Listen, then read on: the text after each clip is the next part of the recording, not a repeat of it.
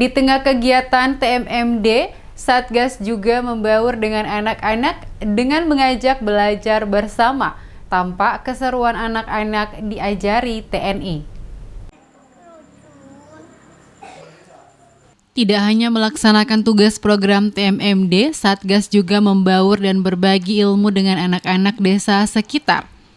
Sehabis maghrib, adik-adik desa Ngerancang berkumpul di balai desa setempat untuk belajar bersama-sama dengan anggota Satgas TMMD. Sudah lama tidak masuk sekolah, Rayatil Jinal Al-Fatih, salah satu warga desa Ngerancang yang masih duduk di bangku TK, mengaku senang dan seru saat diajar TNI.